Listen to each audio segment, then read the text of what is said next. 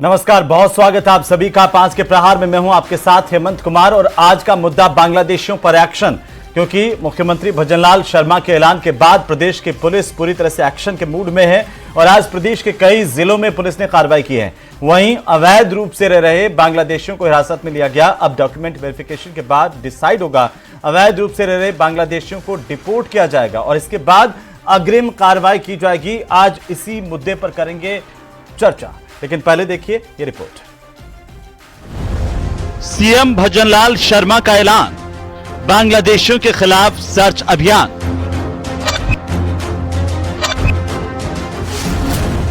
छह 600 Bangladeshi identify, police की सघन कार्रवाई।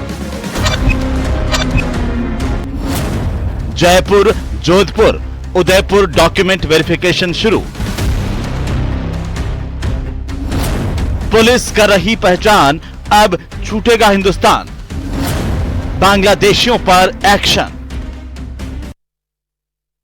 तो प्रदेश के मुख्यमंत्री भजनलाल शर्मा बांग्लादेशियों पर लगातार एक्शन के मूड में हैं। उन्होंने दिशा निर्देश दिए और इसके बाद लगातार कार्रवाई की जा रही है, आइडेंटिफाई किए जा रहे हैं। जो भी अवैध तरीके से बांग्लादेशी यहां पर रह रहे हैं उनको आइडेंटिफाई किया जा रहा है और इसके बाद यह माना जा रहा है कि उनकी पहचान सुनिश्चित होने के बाद उनको डिपोर्ट करने की कार्रवाई की जाएगी, क्योंकि मुख्यमंत्री भजनलाल ने एक महत्वपूर्ण बैठक ली और इस बैठक में अधिकारियों को, पुलिस प्रशासन को इस तरह के निर्देश दिए थे। इसके बाद पुलिस लगातार एक्शन के मूड में है और हमारे साथ खास मेहमान जुड़ चुके हैं। इसी पर आज करेंगे चर्चा। सबसे पहले मैं परिचय करवा दूं हमारे मेहमानों का। प्रतीक सिंह, कांग्रेस पार्टी के प्रवक्ता, हमारे साथ जुड़ चुके हैं। सुरेश गर्ग हमारे साथ जुड़ चुके हैं, भारतीय जनता पार्टी के प्रवक्ता। लेफ्टिनेंट जनरल सत्यपाल कटेवा हमारे साथ हैं, डिफेंस एक्सपर्ट के तौर पर। अनिल गोठवाल हमारे साथ हैं, पूर्व पुलिस अधिकारी के तौर पर। और एसपी मित्तल साहब हमारे साथ जुड़ चुके हैं, वरिष्ठ पत्रकार के तौर पर। आप सभी का बहुत स्वागत है। सबसे पहले गोठवाल साहब आप ही से शुरू करेंगे, क्योंकि देखिए जैसे ही मुख्यमंत्री ने बैठक ली, पुलिस प्रशासन को ये निर्देश दिए हैं कि जितने भी अवैध तौर पर बांग्लादेश के नागरिक या फिर कोई और देश के नागरिक यहां पर अवैध रूप से रह रहे हैं उनको चिन्हित किया जाए, कार्रवाई की जाए। क्या चुनौती है और ये सबसे बड़ी बात यह है कि क्या इतने कम समय में या एक लंबा अभियान चला करके ऐसे लोगों को जगह जगह से आइडेंटिफाई करके उनकी पहचान सुनिश्चित करके उनको रिपोर्ट किया जा सकेगा? देखिए हेमंत जी, जो देश के हालात है आतंकवाद को लेके और जो अभी पिछले पहलगांव की घटना हुई है उसको लेके, उसका टाइम पीरियड जो 48 घंटे था वो खत्म हुआ है। तो उसके बाद में राजस्थान पुलिस को माननीय मुख्यमंत्री ने जो निर्देश दिए हैं वो ये दिए हैं कि कहाँ हमारे ये जो बीच के अंदर, स्टेट के अंदर जो है, जो अवैध रूप से बांग्लादेशी घुसपैठ करके आ गए हैं, इनको कैसे आइडेंटिफाई किया जाए। तो स्टेट पुलिस को और इंटेलिजेंस ब्रांच को ये निर्देश दिए हैं और उन्होंने ये कार्रवाई शुरू कर दी है। आपके सामने चाहे उदयपुर हो, जयपुर हो, अजमेर हो या और भी अन्य जो शहर हैं जहां पर इनके होने की संभावना है, वहां वहां जो जिनके सिटीजनशिप का कोई डॉक्यूमेंट नहीं है उनके खिलाफ जरूर कार्रवाई होनी चाहिए और ये कर रही है राजस्थान पुलिस। ये डिटेंशन सेंटर अलवर में बनाया गया है, ऑलरेडी पहले से बना हुआ है। तो ये वहाँ जो जिनके पास डॉक्यूमेंट नहीं होंगे उनको वहाँ भेजा जाएगा और इनको वहाँ एक साथ डिपोर्टेशन के तहत जो बांग्लादेश बॉर्डर है वहाँ बीएसएफ को सौंप के और इनको डिपोर्ट किया जाएगा, दूसरे देश में भेजा जाएगा भारत से। तो ये बात बिल्कुल सही है और ये होना चाहिए। कोई कुछ ही ऐसे मामले होंगे जिनमें बच पाएंगे, अदरवाइज ये पूरी जो बस्तियां बसी हुई है वहां ये इनका लोकेशन रहता है। और मैं ये मान के चलता हूं कि ये राजस्थान पुलिस इस संबंध में सतर्क होकर ये कार्रवाई कर लेगी। सत्यपाल कटेवा साहब, कितनी बड़ी चुनौती हमारी देश की सुरक्षा को लेकर के इस तरह के घुसपैठिए और जो मुख्यमंत्री ने आदेश दिया है, ये एक, क्या आपको लगता है कि नियमित कार्रवाई चलनी चाहिए बजाय एक अभियान के?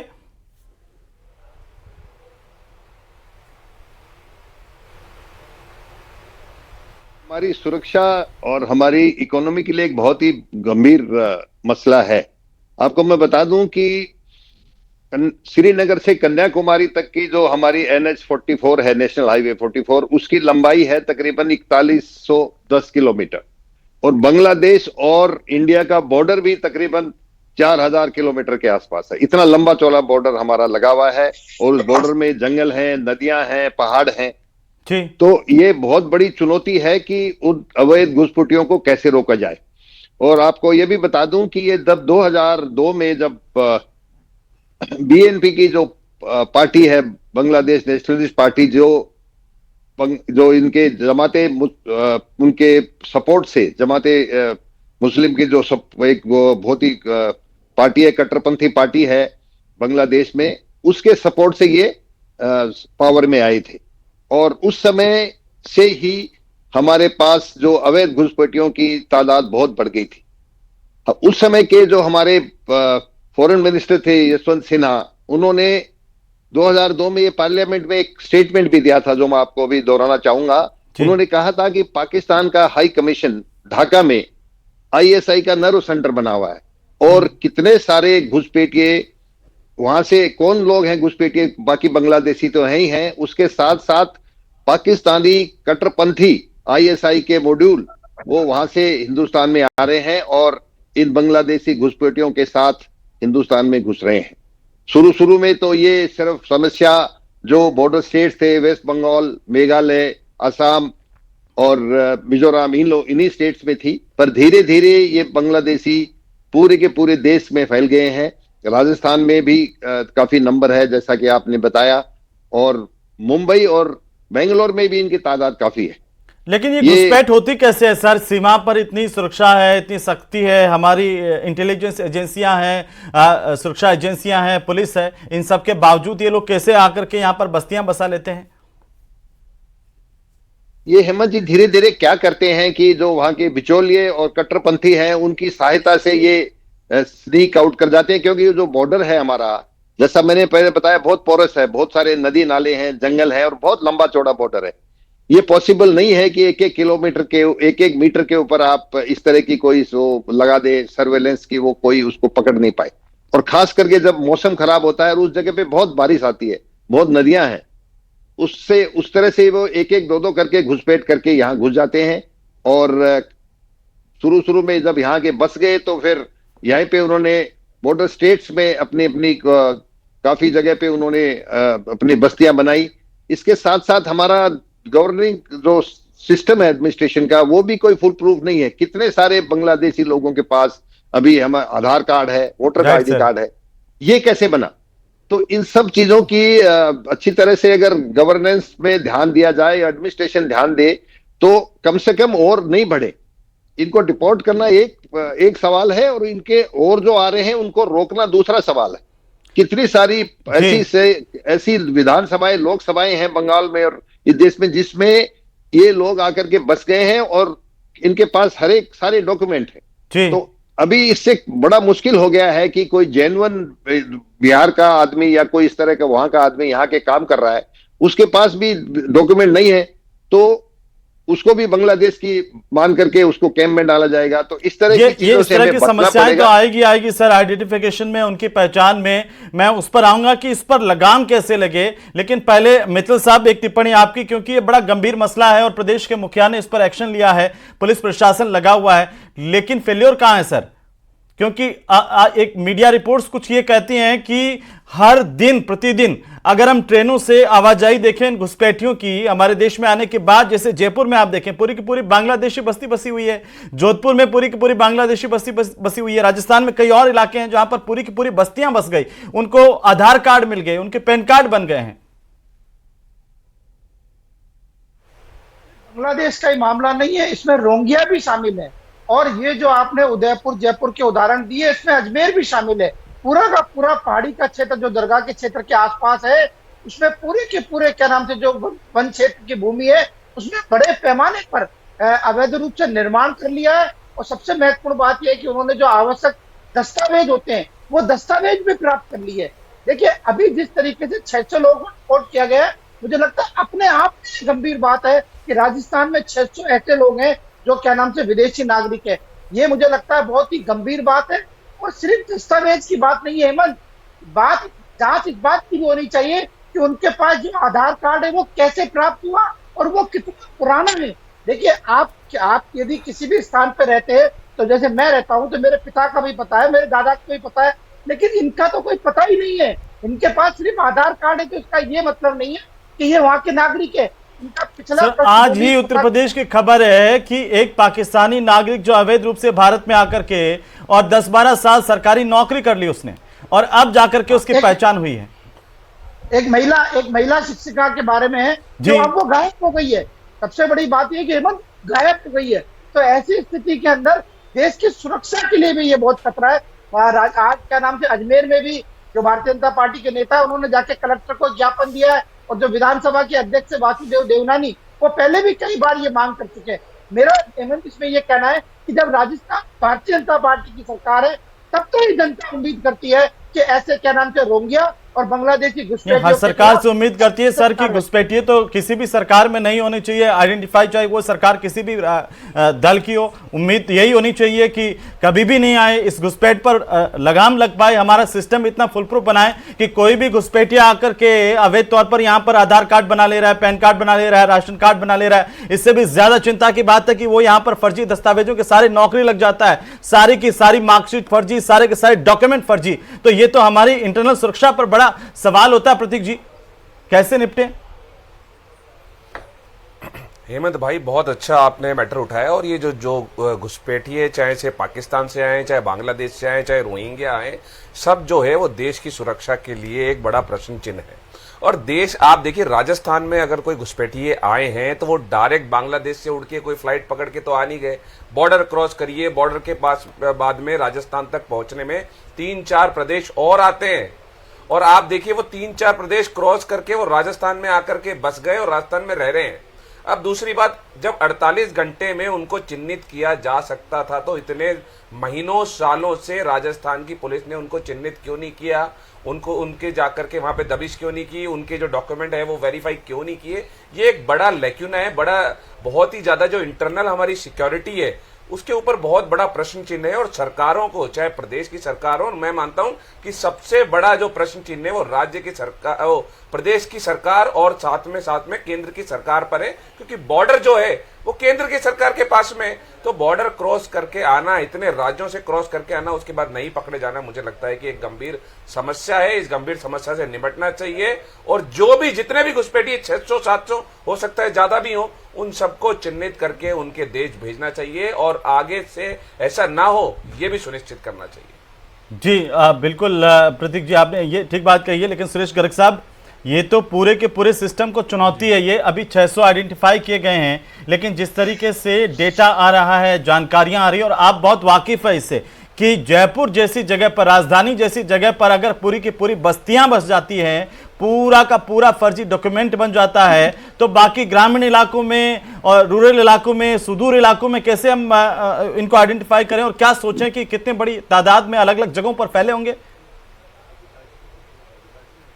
ठीक है हेमंत भाई, बिल्कुल सही बोला आपने कि वास्तव में जो बांग्लादेशी अवैध घुसपैठिए जो हिंदुस्तान में आ रहे हैं, राजस्थान में आ रहे हैं, तो एक बहुत चिंता का विषय है। और माननीय मुख्यमंत्री जी ने उसी को ध्यान में रखकर और प्रदेश की पुलिस को निर्देश दिए कि जहां जहां भी राजस्थान में बांग्लादेशी अवैध रूप से ठहरे हैं उनको चिन्हित किया जाए और उनको डिपोर्ट किया जाए। आज देखिए 600 से ज्यादा बांग्लादेशियों को चिन्हित किया गया है और ये भी पता लगाया जा रहा है कि कौन इसका सहयोग कर रहे हैं, कौन इनको फर्जी दस्तावेज मुहैया करा रहे हैं। अब आप ये देखिए कि हिंदुस्तान की बांग्लादेश से 4096 किलोमीटर की बॉर्डर है, एक बहुत बड़ी बॉर्डर है जो 4096 किलोमीटर की होती है। उसमें से 50% से ज्यादा तो पश्चिम बंगाल में है, 2217 किलोमीटर पश्चिम बंगाल से आती है। पश्चिम बंगाल में सबसे ज्यादा वो है। और आपने देखा होगा कि किसी को अगर अवैध बांग्लादेशी को पकड़ा जाता है या उसके फर्जी दस्तावेज पकड़े जाते हैं तो वो सबसे ज्यादा पश्चिम बंगाल के निकल के आते हैं। तो कहीं न कहीं से पश्चिम बंगाल में भी एक ही जगह के, और ये बहुत गंभीर विषय जी। हाँ, यही मैं कह रहा हूं कि ये गंभीर विषय है। और कई बार माननीय गृह मंत्री अमित शाह जी ने भी बोला है ममता बनर्जी को कि भाई हमारी जो तारबंदी और फेसिंग का जो मामला है उसमें आप सहयोग करें। तो कहीं पे कई बार राज्य सरकार को भी बोला है, लेकिन राज्य सरकार ममता बनर्जी है वो बांग्लादेशियों का बहुत ममता बनर्जी वाली बात तक तो वो ठीक है गर्ग साहब, ममता बनर्जी की तो ठीक है, लेकिन राजस्थान में क्या हो रहा है आप देखिए। जालोर में अभी आपको याद होगा कुछ दिन पहले ही पूरा का पूरा भाई, फर्जी वही- आधार कार्ड वही- सब वही- कुछ बना रहा था, उसका क्या हुआ कुछ पता नहीं। बिल्कुल बिल्कुल बिल्कुल। कौन हमारे मैं, सिस्टम में भाई, से वही मुख्यमंत्री। और वो छोड़ दीजिए, हमारी वही कह रहे हैं कि हमारे हमारी मुख्यमंत्री जितनी जी भर्ती ने निर्देश परीक्षाएं दिए हैं उनमें रोजाना हम देख रहे हैं कि कैसे पूरी की पूरी फर्जी मार्कशीट। और कल ही ईडी ने कार्रवाई की, कल परसों ही आप देखिए कि कितनी बड़ी एक यूनिवर्सिटी हजारों की तादाद में फर्जी मार्कशीट बना रही है, कैसे लगाम लगेगी? हेमंत भाई, यही मैं कह रहा हूं कि देखिए, आप रेगुलर एससीबी और आपके जो एसओजी रेगुलर काम कर रही है। जितने फर्जी लोग जिन्होंने फर्जी नियुक्तियां ली है, फर्जी तरीके से, फर्जी सर्टिफिकेट से, डमी कैंडिडेट के रूप में सबको कार्रवाई कर रहे हैं। हमारी सरकार 14 महीने से, जब से सरकार आई है, निरंतर इसी पे काम कर रहे हैं। उसी तरीके से मुख्यमंत्री भजनलाल जी ने निर्देश दिए कि जितने भी अवैध मुझे याद है इलेक्शन में आपके नेताओं ने ये मुद्दा उठाया, कहा कि जयपुर में तो ये रेगुलर चुनावी राजनीति का फायदा लेने के लिए फर्जी वोटर आईडी के अंदर नाम डाल दिए गए जो बांग्लादेशी बस्तियों में और इस तरह के लोग जो रह रहे हैं घुसपैठ वाले, उनको हम आइडेंटिफाई करेंगे। तो अब आपने 1.5 साल में कितने लोग ऐसे आइडेंटिफाई किए और उनको डिपोर्ट किया? ये देखा, वो कर रहे हैं ना। हाँ, आप ये देखो, पिछले 9 महीने के अंदर 100 से ज्यादा को तो डिपोर्ट कर चुके हम। तो ये धीरे धीरे ये सब चीजें कर रहे हैं। आपने देखा होगा कि एक 100 मीटर, हाँ 100 मीटर का मकान है, 100 मीटर के मकान के अंदर 750 फर्जी वोटर्स मिले। आप देखिए किस तरीके से अवैध यहाँ पे वोटर्स रहते थे। कौन जिम्मेदार है? कौन जिम्मेदार है इसका? मुख्यमंत्री जी का निर्देश है। देखिए, जिम्मेदारी तय कर रहे हैं ना, जिन्होंने अवैध ये दस्तावेज बनाए उनको चिन्हित कर रहे हैं, उनको पकड़ रहे हैं, उनको सजा दिलाएंगे, और जो अवैध बांग्लादेशी है उनको बाहर बांग्लादेश में भेजेंगे। तो ये कार्रवाई निरंतर है। अभी आपने देखा होगा गुजरात के अंदर भी 3000 से ज्यादा है, और वहां पे बुलडोजर एक्शन चल रहा है वहां पे अवैध बांग्लादेशियों के खिलाफ। तो वही राजस्थान में चलेगा। तो हमारा ये कहना है कि जिस तरीके से यहाँ पे अवैध रह रहे हैं उनको सबको बाहर निकाला जाएगा, और राजस्थान को शांति प्रिय, जो प्रदेश शांति प्रिय प्रदेश है, उस तरह से रहेगा, और उसमें सबका सहयोग करना चाहिए। और मैं तो ये कह रहा हूं कि जो फर्जी काम करते हैं राजस्थान के रहने वाले, उनको थोड़ा सा तो इस चीजों पे ध्यान देना चाहिए कि क्यों बांग्लादेशियों को बसाने का काम कर रहे हैं, क्यों अवैध बस्तियों को बसाने का काम है। सरकार अपना काम कर रही है, लेकिन जनता को भी थोड़ा सा देखने वाली बात है इसके। जी प्रतीक जी, सरकार अपना काम कर रही है। हेमंत भाई, मैंने अभी भी पूछा था कि कोई डायरेक्ट वहां से फ्लाइट पकड़ के तो जयपुर आ नहीं जा सकते। ये कह रहे थे कि पश्चिम बंगाल में घुस गए। चलिए, पश्चिम बंगाल के बाद भी राजस्थान आने के बीच में 3-4 प्रदेश पड़ते हैं। वो 3-4 प्रदेशों के अंदर सबके ही अंदर बीजेपी की सरकार है। राजस्थान में भी बीजेपी की सरकार है, केंद्र में भी बीजेपी की सरकार है। जब मुख्यमंत्री के निर्देश के बाद में अगर 48 घंटे के अंदर 600 बांग्लादेशी चिन्हित हो सकते हैं, तो अंदर ही आगे क्या 14 महीने के 14 महीने के अंदर बांग्लादेश आ गया। 5 साल तक आपकी सरकार, मैं बोल रहा हूँ कि वो 5 साल तो आपकी सरकार थी। अगर 48 घंटे में हम तो कर रहे हैं, तो वो क्यों नहीं हुए? यही कर रहे हैं। आपने 5 साल तक क्या किया? या तो ये कहते हो कि 5 साल तक आपने बांग्लादेशियों को बचाया। जब पुलिस को पता है, इनसे पूछ लीजिए 5 साल में जब उन्होंने बांग्लादेश को बचाया है, पहले क्यों नहीं हम बताया? वही तो कर रहे हैं कि जो फर्जी दस्तावेज जिन्होंने किए हैं उनको चिन्हित कर रहे हैं, उनको चिन्हित कर रहे हैं। लेकिन आप ये बताइए, 5 साल तक आपकी सरकार थी, आपने कुछ किया क्या? हमारी 14 महीने से सरकार है, हम निरंतर काम कर रहे हैं। हम तो कर रहे हैं ना ये काम हम तो कर रहे हैं ना। लेकिन आप बता दीजिए, एक प्रूफ तो बता देना। कांग्रेस की कई राज्यों में सरकार रही है, अगर आपने कोई काम किया हो तो बता दीजिए। लेकिन भारतीय जनता पार्टी की सरकार निरंतर काम कर रही है। इंडी गठबंधन में पश्चिम बंगाल की सरकार है, क्यों वहां पे अवैध गुटबाजी हो रहे हैं? भैया वहां पे 2217 किलोमीटर की बॉर्डर है हेमंत भाई, 2217 किलोमीटर की बॉर्डर है। उसके अंदर पहाड़ भी आते हैं, नदियां भी आती है, जंगल भी आते हैं। बहुत मुश्किल होता है उनको रोकना। हेमंत भाई, मैं ये पूछ रहा हूँ कि बिल्कुल मैंने ये पूछा जो सवाल कि वहां से डायरेक्ट उड़ के, भाई आपसे भी तो पलट के सवाल हो रहा है। पूरी की पूरी बस्ती बस गई। कई आपके नेताओं पर पहले बीजेपी आरोप लगा चुकी है कि उन्होंने चुनावी फायदे के लिए फर्जी लोगों को वोटर आईडी और सब कुछ पहचान प्रमाण पत्र बना के दे दिए। आपकी बात बड़ी करता हूं, मैं आपकी बात बड़ी करता हूं। 17 महीने से सरकार है, 17 महीने, अब आज 2 दिन पहले ही क्यों छूजाइए? 17 महीने से सरकार है, आते ही बोल देते। जो नेता, जो अधिकारी, जो सवाल वाजिब है आपका, अधिकारी, जो पुलिस वाले उसके अंदर लिप्त हैं, उनके खिलाफ कार्रवाई कर देते। बिल्कुल, जब 2 दिन के अंदर पुलिस वाले काम करने की जरूरत है। इसका मतलब उनको पता था ना हेमंत भाई। बिल्कुल बिल्कुल, देखिए हेमंत भाई, इन्होंने ये बात को एक्सेप्ट कर लिया कि इनके कार्यकाल में बांग्लादेशी घुसपैठिए राजस्थान में रहते थे। हेमंत भाई, इन्होंने ये चीज को एक्सेप्ट किया थे हम केंद्र तो में कार्रवाई कर रहे हैं, हम तो भैया 11 कार्रवाई साल कर से रहे हैं, केंद्र में हम आपकी कार्रवाई सरकारें कर रहे कैसे हैं। आ गए 11 वो? साल से वो अवैध बॉर्डर घुसपैठियों को क्रॉस रोक करके रहे हैं। कैसे आगे 11 साल से हम आपकी तो कर सरकार रहे हैं है। कंटिन्यू, उसके बाद ठीक है। यहाँ ये क्या बताइए उल्लेख क्या 5 है साल तक आपका गौठवाल ये साहब, भारतीय गौठवाल आपने साहब, क्या ये किया? देखिए, 5 साल तक ये हम आपने सबकी क्या आंखों किया? के हमने सामने तो सब काम जानते किया। हैं कितनी बड़ी बड़ी बस्तियां हैं, सब जानते हैं, सबकी आंखों के सामने है, लेकिन कार्रवाई नहीं हो पा रही थी अब तक। और अब क्या आप सोच रहे हैं कि 600 लोगों को आइडेंटिफाई कर लिया, यानी कि हमने बस्तियां वगैरह सब आइडेंटिफाई कर ली, ग्रामीण इलाकों तक हम पहुंच गए, कहां कहां बांग्लादेशी घुसपैठी और जो रोहिंग्याओं का जिक्र कर रहे थे वो लोग घुसे हुए हैं। हेमंत जी, ये कोई इंडिया की नहीं प्रॉब्लम है, ये वर्ल्ड वाइड प्रॉब्लम है। इतना बड़ा देश संयुक्त राष्ट्र अमेरिका, वहां पर भी घुसपैठ हो जाती है, डंकी रूट से लाए जाते हैं। हमें ये आइडेंटिफाई करना है कि डंकी रूट से कौन सा रूट है जो डंकी रूट से राजस्थान के अंदर प्रवेश करा रहा है, और ये कागजात जो तैयार कर रहे हैं वो उनसे। और हमें जनता से, पुलिस को अपील करनी पड़ेगी। अभी 1 महीना पहले भी कमिश्नरेट के द्वारा जो वो एक अभियान चलाया गया था, उसमें कुछ 100-125 बांग्लादेशियों को वापस डिपोर्ट करने की कार्रवाई भी की गई थी। ये और रेगुलर ये चलती रहनी जनता चाहिए ना से गौठवाल अपील- साहब, जिस तरीके से घुसपैठिए घुसपैठ करते हैं, ये तो रेगुलर चलने वाली चीजें हैं। कोई हाँ, एक दिन नहीं हम तो 10 दिन हाँ, अभियान तो चला ये करके तो बिल्कुल ऐसा नहीं कर सही है सकते कि- ना। हजारों की तादाद में ये- लोग हैं यहाँ पर घुसपैठिए, ये हम सबके संज्ञान में हैं। मैं तो कह रहा हूं कि आप राजधानी में इतने टाइम से रहे हैं और आप खुद पुलिस में रहे हैं, तो आपके ध्यान में नहीं है कि कब कितनी बांग्लादेशी पूरी की पूरी बस्ती बस जाती है और हम किसी को जिम्मेदार नहीं ठहरा पाते हैं। कटेवा साहब, ये कैसे हाँ, रुके, ये इस पर लगाम कैसे लगे, ये फुल प्रूफ कैसे बने सिस्टम सर, जिसमें सेंधमारी हर कोई कर जाता है, आधार कार्ड पैन कार्ड सब इतनी आसानी से बना करके वो यहां पर बैठ जाता है सर। ये देखिए हमारे हेमंत जी, जो सच बात तो ये है कि किसी की सरकार हो, जी। चाहे कांग्रेस की और बीजेपी की, हमारी राजस्थान में हर 5-5 साल में सरकार बदली है। और ये बांग्लादेशी ना तो पिछले 5 साल में आए हैं, पिछले 1 महीने में, 18 महीने में आए।